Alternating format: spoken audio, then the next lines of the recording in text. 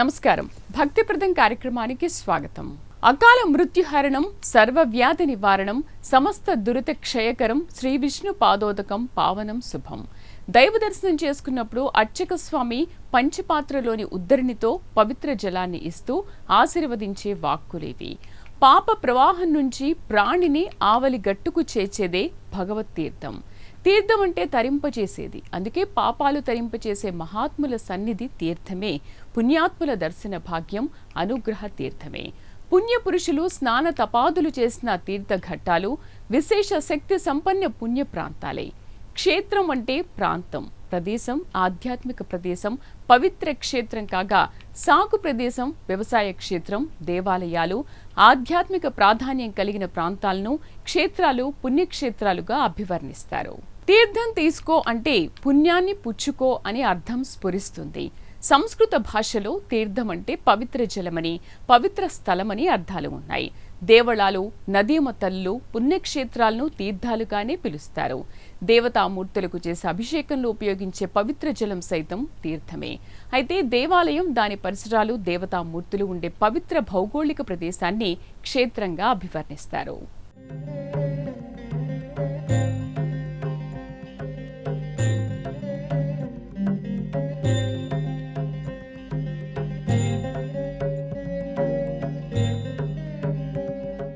మాతృగర్భంలోకి రావడానికి ముందు జీవి ఎక్కడ ఉంది?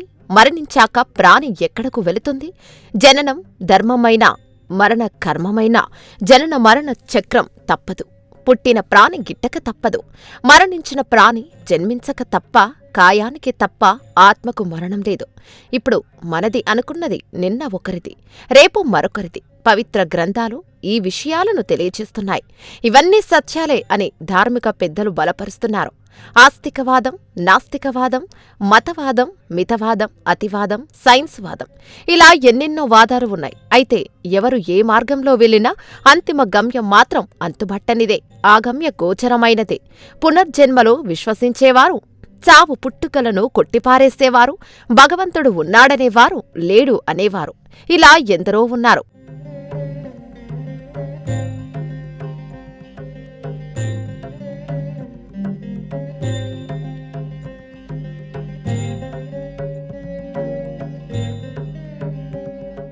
పునర్జన్మ ఉందో లేదో చెప్పడం సాధ్యం కాదు. కాని అంతవరకు కళ్ళెదుటే ఉన్న వ్యక్తి విగతజీవిగా మారిపోవడం, నిప్పురవ్వ మీద పడితే కెవ్వున కేకెపెట్టే జీవి శరీరం మొత్తాన్ని కాల్చి పారేస్తున్నా కిమ్మనకుండా ఉండడమంటే శరీర ప్రాణబంధం ఉన్నట్టు ఆత్మ శరీరం నుంచి దూరం అవ్వగానే కాయం నిరుపయోగమయంగా అవ్వడం మనకు విదితమే. శరీర దహనమే కాదు, నిమిషం సేపు శ్వాస పీల్చకపోతే ఉక్కిరి బిక్కిరి అయ్యే జీవిని మట్టిలో పూడ్చి ఖననం చేస్తుంటే పల్లెత్తు మాట మాట్లాడకపోవడం ఏమిటి? ప్రాణం పోవడం ఏమిటి? ఎక్కడకో ఆ విగత జీవిలోని ఆత్మ ప్రయాణం. అసలు ఆత్మ ఉందని భావిస్తే ఆ ఆత్మ ఎక్కడో ఒకచోట జన్మించాలి కదా.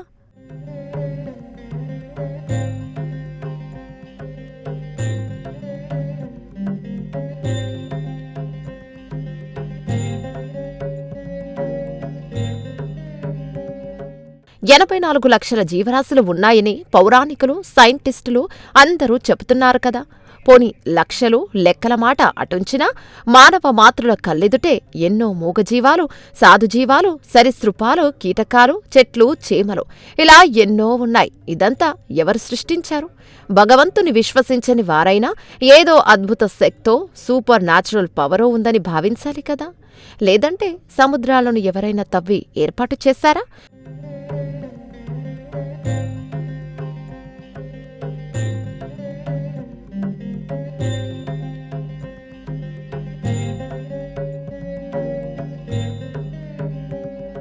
కొండలను ఏదో మొక్కలు పాతినట్టు పాతి నీళ్లుపోసి పెంచారా? భూమిని ఏ మంత్రజాలంతోనైనా సృష్టించారా? ఆకాశాన్ని తంత్రశక్తితో ఏర్పాటు చేశారు. తరచి చూస్తే ఇలా ఎన్నెన్నో ప్రశ్నలు ఉదయిస్తాయి.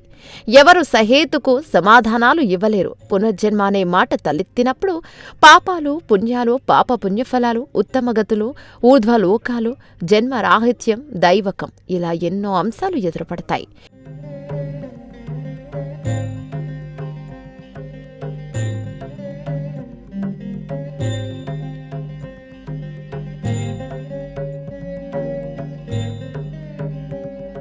పునర్జన్మలను విస్తరించే ఆస్తికవాద విషయం తీసుకుంటే పాపపుణ్యాలకు పరలోకాలు ఉంటాయని, పాపాలు చేసిన వారు నరలోకంలో యమబాధలు అనుభవించాక క్షుద్ర జన్మలు ఎత్తుతారని, జన్మానాం నరజన్మ దుర్లభమనే అమృత వాక్కును విశ్వసించి ఈ ఉత్కష్ట జన్మను సార్థకం చేసుకోవాలని, ఇందుకు పరోపకార బుద్ధితో మంచి మానవత్వంతో మెలిగి దైవారాధనలో తరించి ఉత్తమ గతులు పొందాలని ధార్మిక గురువులు, పురాణ పండితులు, ఆధ్యాత్మిక స్రష్టలు చెబుతున్నారు.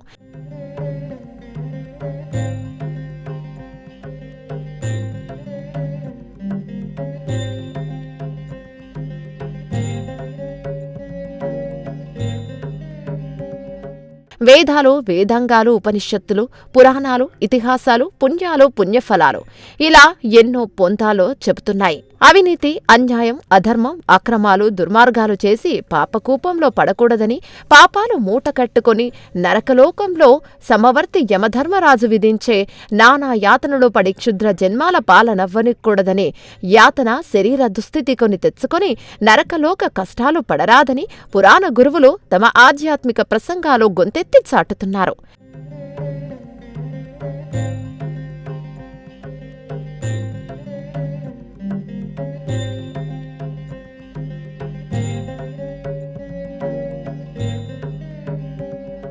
వేద పురాణ గ్రంథాల సారాన్ని అవపోసన పట్టిన ఆధ్యాత్మిక గురువులు, ధార్మిక స్రష్టలు, ధర్మ పారాయణులు, పండిత శ్రేష్ఠులు పుణ్యఫలాల గురించి వివరిస్తూ ప్రధానంగా తీర్థాలు, క్షేత్రాల గురించి తెలియచేస్తారు.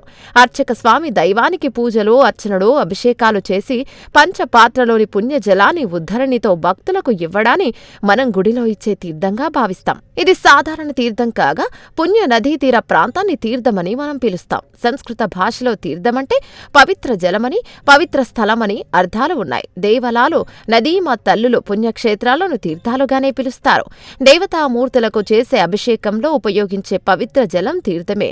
ఇక దేవాలయం, దాని పరిసరాలు దేవతామూర్తులు ఉండే పవిత్ర భౌగోళిక ప్రదేశాన్ని క్షేత్రంగా అభివర్ణిస్తారు.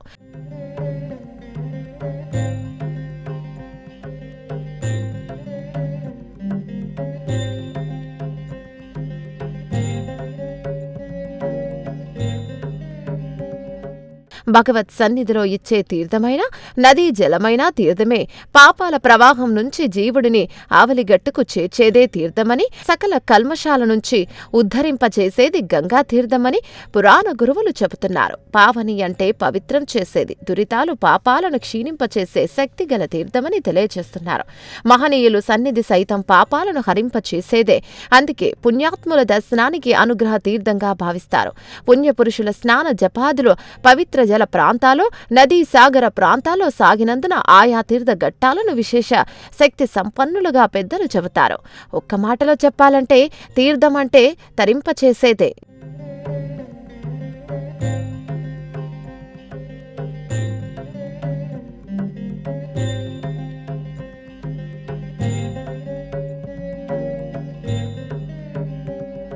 గుడిలో అర్చక స్వామి అకాల మృత్యుహరణం, సర్వవ్యాధి నివారణం అంటూ భగవత్ తీర్థాన్ని అందిస్తాడు. ఈ పుణ్యతీర్థంతో అపార పుణ్యఫలాలు సంప్రాప్తిస్తాయని భక్తులు విశ్వసిస్తారు. నారాయణ శబ్దంలో జలం స్ఫూర్తిస్తోంది. సర్వవ్యాప్త నారాయణుడు సమస్త జలాల్లో ఉంటాడని పురాణ పెద్దలు చెబుతారు. అందుకే కార్తీక మాసంలో గొప్పదమంతా జలప్రదేశంలో సైతం నారాయణుడు కొలువై ఉంటాడు. అందుకే కార్తీక స్నానాలకు విశేష ఫలాలు ఉంటాయని పెద్దలు చెబుతారు.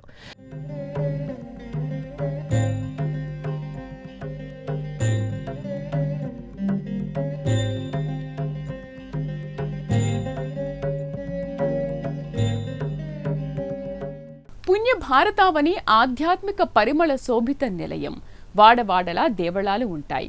ఊర్లో కనీసం ఒక్క ఆలయమైనా ఉంటుంది. పదుల సంఖ్యలో ఆలయాలు ఉండే పల్లెలు, వందల సంఖ్యలో ఆలయాలు ఉండే పట్టణాలు ఉంటాయి.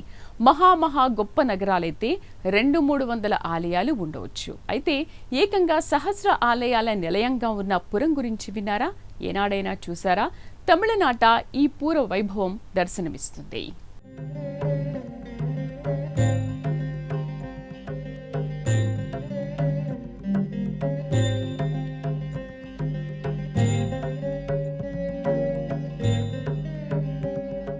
పుణ్య భారతదేశంలో అడుగడుగునా గుడి దర్శనమిస్తోంది.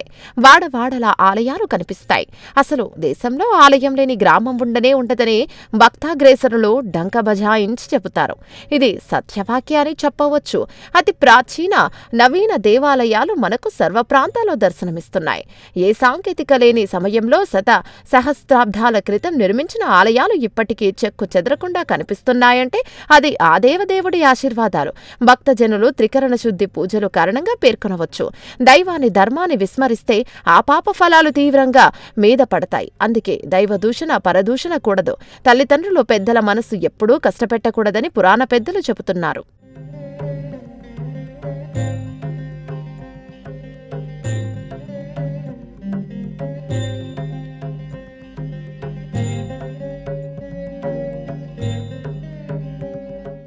పవిత్ర జలం, పవిత్ర స్థలం రెండూ తీర్థాలుగా పిలువబడుతున్నాయి. దైవాలకు చేసే అభిషేకంలో ఉపయోగించే పవిత్ర జలాన్ని అర్చక స్వామి భక్తులకు తీర్థంగా అందచేస్తాడు. సాధారణ జలంతో పాటు పాలు, పెరుగు, తేనె, సుగంధ ద్రవ్యాల మిశ్రమాన్ని దైవాభిషేకం చేసిన పంచామృతాలను అర్చక పెద్దలు తీర్థంగా చెబుతున్నారు.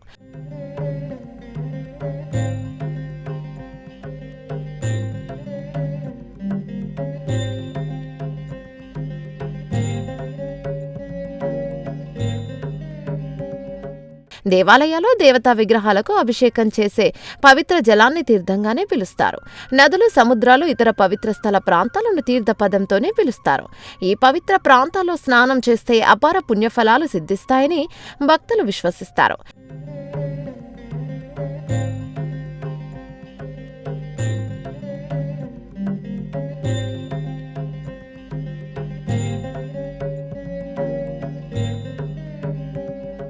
ఇక క్షేత్ర వైభవాన్ని గమనిస్తే క్షేత్రం అంటే ఒక భౌగోళిక ప్రాంతంగా చెబుతారు. దేవాలయం ఉన్న పవిత్ర ప్రాంతాన్ని క్షేత్రంగా పిలుస్తారు. పవిత్ర జలం ఉన్న ప్రదేశాన్ని పవిత్ర నదీమ తల్లుల ఒడ్డున ఉన్న పుణ్యస్థలాలను క్షేత్రాలుగా కీర్తిస్తారు. దేవాలయం, ఆలయ పరిసరాలు, దేవతాగణాలు, అదృశ్య శక్తిలో కొలువై ఉండే పవిత్ర భౌగోళిక ప్రదేశాన్ని హిందూ బంధువులు క్షేత్రంగా పిలుస్తారు.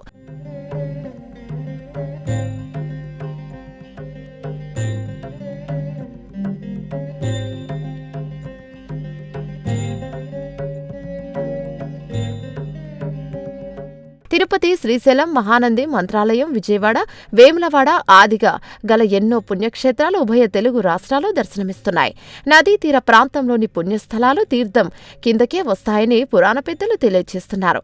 గంగా, గోదావరి, కృష్ణానదిగా ఆదిగా గల పుణ్యనదీ తీరాల చెంతన ఉన్న పుణ్యక్షేత్రాలను పుణ్యతీర్థాలుగా భక్తులు ఆరాధిస్తారు. పవిత్ర స్థలాలు సందర్శించే యాత్రను తీర్థయాత్రగా పెద్దలు పేర్కొంటారు.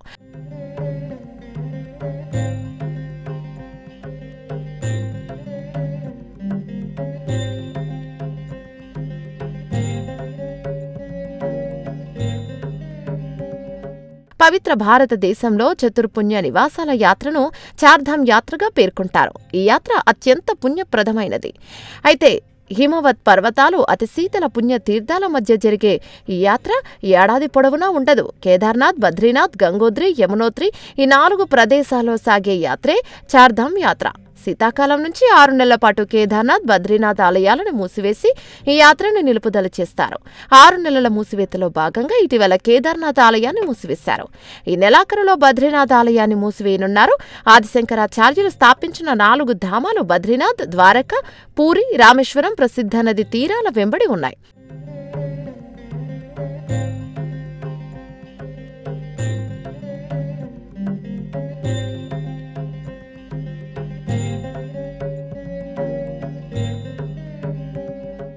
దేశంలోని 12 పవిత్ర నదులను 12 ఏళ్లకోసారి పుష్కరాలు వస్తాయి. ఆయా నది తీర ప్రాంతాల్లో భక్తులు పుష్కరాల సమయంలో పుష్కర పుణ్య స్నానాలు చేస్తారు. ఇక కుంభమేళాల సమయంలో నదీ తీరాల వెంట భక్తజన వరద ప్రవహిస్తుంది. ఈ మహోన్నత వేడుకలే కాక ఒక్కో ప్రాంత ప్రజలు ఒక్కో రీతిలో తీర్థ పండుగలు నిర్వహించుకుంటారు. కుంభకోణంలో మహామహం సమయంలో తీర్థవరి వేడుక నిర్వహిస్తారు. దక్షిణ భారతంలోని కొన్ని దేవాలయాల్లో తీర్థవరి నిర్వహించడం ఆచారంగా వస్తోంది. ఉత్సవ విగ్రహాన్ని ప్రతి ఏటా ఓ పవిత్ర దినాన ఆలయంలో సంబంధం ఉన్న నీటికుంట వద్దకు తీసుకొచ్చి దేవతా విగ్రహాలకు పవిత్ర స్నానం చేయిస్తారు. తీర్థవరి సమయంలో తీర్థయాత్ర చేసి పవిత్ర స్నానం ఆచరించడం ఆచారంగా వస్తోందని ఆయా ప్రాంతాలకు చెందిన భగవద్భక్తులు చెబుతున్నారు.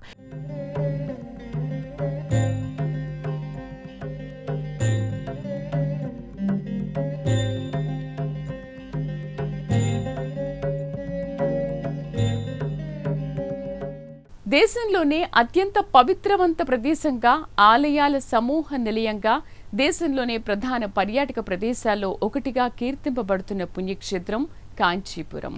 1000 దేవాలయాల నగరంగా కాంచీపుర ఆలయాల కథ ఉన్నప్పుడు కథ కంచికి అని అంటే అనవచ్చేమో కానీ మనం ఇంటికి రాని మాత్రం అని అనకూడదు. కాంచీపుర పుణ్యక్షేత్రాలు తొలగించడానికి అని అనాలి.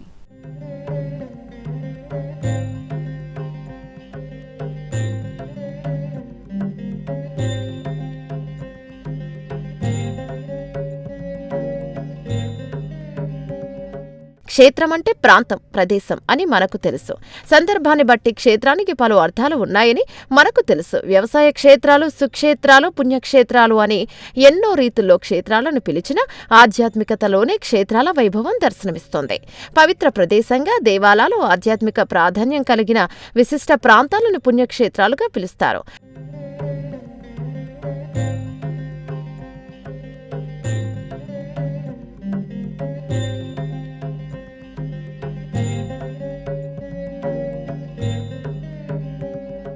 పుణ్య భారతావనిలో ఎన్నో పవిత్ర తీర్థాలు, మహత్తర పుణ్యక్షేత్రాలు ఉన్నాయి.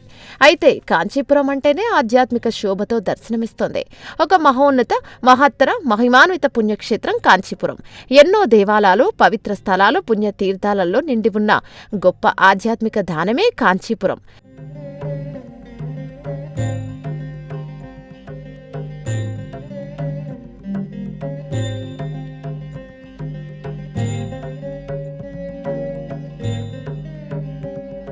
కాంచీపురం 1000 దేవాలయాల నగరంగా కీర్తి ప్రతిష్టలు పొందింది. ఇక్కడ అనేక దేవాలయాలు ఉన్న కైలాసనాథ ఆలయం, ఏకాంబరేశ్వర ఆలయం, కామాక్షి అమ్మన్ ఆలయం ప్రసిద్ధమైంది.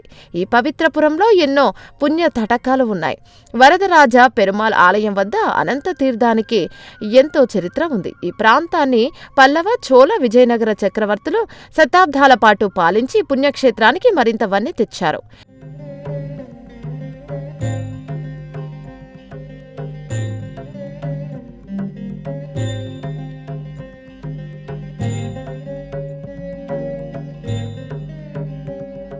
వెయ్యి దేవాలయాల కాంచీపురం ప్రాంతంలో ఆలయ నిర్మాణాలు ఎంతో అబ్బురపరుస్తాయి. 1000 స్తంభాల మందిరాలే కాక భారీ ఆలయ గోపురాలు ఇక్కడ దర్శనమిస్తాయి. హైందవ సాంప్రదాయం నారీమణుల పట్టుచీరలకు పెద్దపీట వేస్తుంది. ఈ పట్టుచీరలకు కాంచీపురం ఎంతో ప్రసిద్ధి చెందింది. భారతదేశంలోని అతి ప్రధాన పర్యాటక ప్రదేశాలలో ఒకటిగా కాంచీపురానికి పేరుంది.